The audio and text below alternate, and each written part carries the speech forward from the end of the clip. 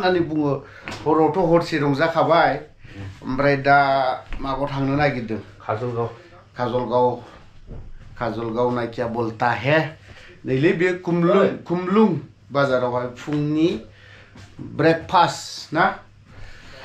जानानै फैनि एसे ओमफ्राय बहाबा थांनायसै मा बिलाय मा फटक लालायबाय नामाब्रा नोंसिनि दिनसैलै हा मानोथो बेग लानांगौ जाखो कुलुंका साननै थाफैनायाव हाफैखाबायलै ककबरक बिसोरबो डेन्जारलै बिसोरो इउ आर डेन्जार हा जुथा गानगासिनो दं जुथा गाननायनिफ्राय स्टार्ट ना दिनै ओमफ्राय नै रुम वाव बेबायदि आरोखि रुमा माने ल' जाबाय थाखो बेलाय सासे आं गस्ला गुन्जि सुना लादोंमोन ना नैबेखौ फोरानि ओमफ्राय गस्ला थस्ला दुखुनांथाव बाथ्राया बे लोगोफोर थ' बहा फोरानोलै न' आंखौ एसे फोराननांगोनलै आहा लकडाउन जानानै दंथ'यो जाहैबाय निरमाहाला नैबे जाहैबाय निरमाहाल नैबे नाथाय जों बिराद दुखुनांथाव आं गाबनो ओंखारबाय बे जायगायाव जों थांनो मोनला जोंनि राजाया थायोमोन बावहाय दा खिन्थु जों नायनो मोननाय नंला थ' बयनिख्रुइ साबसिन आरोबाव नै मैया मोनायावहाय नैबे मोनसे बैयाव फिसा दै माबा गनाय होदोंमोन ना बेयाव प्रग्राम जादोंमोन मोनसे बावहाय नायफै ओमफ्राय सोरबा त्रिपुरायाव जुदि फैयोब्ला ना त्रिपुरायाव जुदि फैयोब्ला आगरतला बा त्रिपुरा मा होनदोंमोनलाय जायगा नामा खुमुलुङाव फैबानो जाबाय खुमलुं इक' पार्कआवहाय नैबे बेफोरबायदि माबाखौ नुगोन ओमफ्राय प्रजेक्टरा नै उननिफ्राय खुनु स्क्रिन गैया आं दाहाय ससे होनानै होगोन दे भिडिअखौ नैबे स्क्रिन गैया मा गैया ओरैबायदि डेन्जार नैबेनि दै खारनाय मानायफ्रा आरोखि ओमफ्राय दा जाहैबाय कटेजआनो बेफोरबायदि आरोखि वाव आरो वाव नैबे मा होननानै बुङो मा दंफांनिमोनथाय बे खुमलुङावनो जोंबो एसे साहा पानि लोंहैनोसै बयबो थारलाजोबदो साबि मारिनोसै नायदो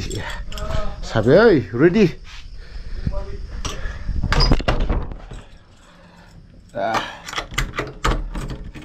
साबियाबो डेन्जार गोलावलै बे जाहैबाय जोंनि लकार साबि सोमदोन बबाव थांनो ओंखारदो रा नोंसोरलाय फुंजा मुथिलाय फुंनिफ्राय फटकआनो लाजाखालि नै बियो सावगारि सेबखांनाय खुमालि उदैया गेन्द्राद्रा ओरै थाबावलायबावो दा बोरैबानो फाग्ला नै हमलाय न' साबिया सोर लायो बेगाव सोदो र' न' जोंनिसो बियो नों सोदे बेनाव दंखायो आंनियाव मोनसे लाबाय नोंनियाव मोनसे लादो मा उल्थां सोङो जाले बिसोर कटेजफ्रानो बेफोरबायदि फुङावहाय मर्निं वाक खालामनायनि मजाया एसेब्लाबो आलादा माने मोजां आरोखि फ्रेस मोनो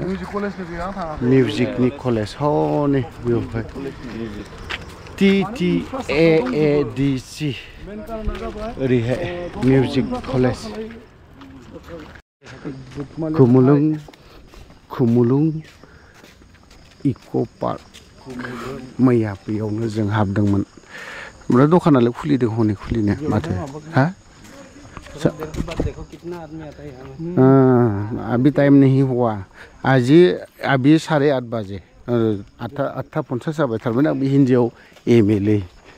हिन्दीयाव MA आंबो सोर नों फाग्ला नों बिदि होनबावो आरोबाव सेसखा माथो नोंलाय डेन्जार इंलिसाव PhD बियो आदावफ्रिया हिन्दीयाव MA खालामनानै खेला मोनदों दखान खुलिसिगोनदां नै दखाननि थाखाय खेङाखैलै दाबो मा आधार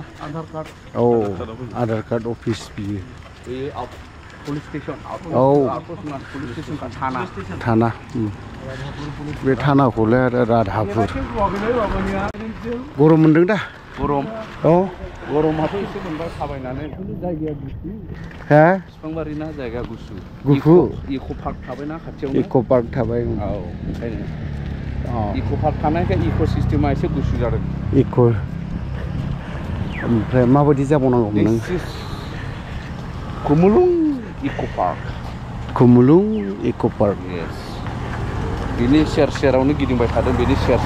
लामाजोंनो. सेर खिन्थु फिसा नैबे एसे माबाखायनो माबा थानायखायनो पार्क थानाय हिसाबै माबा होनांगौमोन बेसे हाबोरा सिङाव पार्क सिङाव थ' नोंनि सायावसोलै बाबुथ' खना फुवादा माब्ला बिदा गोदै खालामना थांखो बियो आसरितसो बे मानसिखौ आं बुजिनानै मोनलाङो मानसिया बेसेबां बिदि मानसिखौ गिनांगौ ना देन्जारब्रा मानसि गाहायबाथाय गिखायोदा नों गाहायखौबालाय आंबो नोंखौ गिबावोसो मानो नों आंनि आसि थाइसे गाहायना बिदिरा नोंथ' आंनि बहुद आखाइ आसि थाइनै थाइथामबो गाहायबाव गिखायो ओंखायनो आं नै हा साब्रैल' नामा राजाया नै बेफोरबायदि सिथुङा न'आव थांबाय न'आव थांबाय नाब्ला मोजां मोनखायो गोसोआ गागेब गुगेब बांद्राय मेनलाला मुनलाला जानांगोन जों मंगलियान फोलेर नालाय we are Mongolian स' माने न'नि मोनखायो दा नाब्ला नुब्लासो दा नुला गोलोमनाया जाला होनथाय जोङो गोलोमदों थेवब्लाबो गोसोआव गोजोननाय मोनदों अयथासार गोलोमदों नोंनालाय मा ओमफ्राय ओरै खोन्थाहरदोरा ओरैहाय न'आव बेवाइफोरा गोजानाव फैब्लाबो बिराद माबा लायो बेनो खबर लायो जोथोन लाबाय थायो जोंनिलाय गैया जोंनिया फाक्का गैया मा जादों मा थादों मा लोंदों बहाय उन्दुदों माबायदि खिदों देहाफ्रा मोजां जादोंना जायाखै माबा मोनसे उसुबिदा जादों नामा खबर गैया जोंना बिसोरो लाफ्राम खादा बिसोरना कन्टिनिउस अनलाइन नैबेनियाबो फुंजा मुथि आंना बहा थैथांसो नों होननाय दा फुंजा मुथि मालाय भिडिअ कल रायलायबावबाय बिहा ओमफ्राय होन नैबेनियाबो सानसेनो जाखाबाय वा मानि टेंकिले बेलाय आरो गोजौ दै माबासोलै सानसेसो नङालै इयो मा गोजौआव थानानै माइ सालिग्रासो माइ सालिबावो गोजौआव गाखोनांगौ माइ सालिनांगौ माने होमब्ला गोजौनिफ्राय गोग्लैब्ला हाद्रिया खारलायबो बेसे गिदिर ना दं फाले बहायलाय ना मायो हनै दाउब'आ माबायदि जावदों बिदिखौ आंलाय बेखौ हांसो सानदों माबाया जों बिराद गोजान फैबायब्रा गिदिंखाथारनायलै बेसेथो गोजानब्रा बेलाय ना मा ओंखाम ओंख्रिया फैब्लाथ' हरजायामोन नै बे मार्केट हाउस बाजार हल बे ओमफ्राय ओरैबो नै बाजार हाउस मार्केट हाउस न' कमप्लेक्स ओरैबो माथो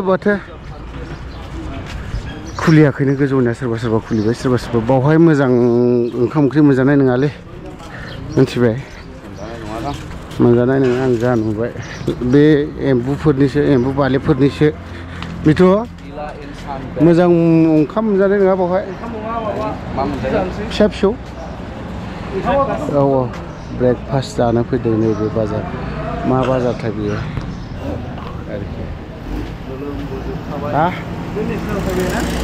अयथासार गोलोमबाय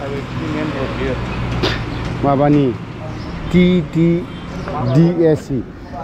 जानोसै रुटि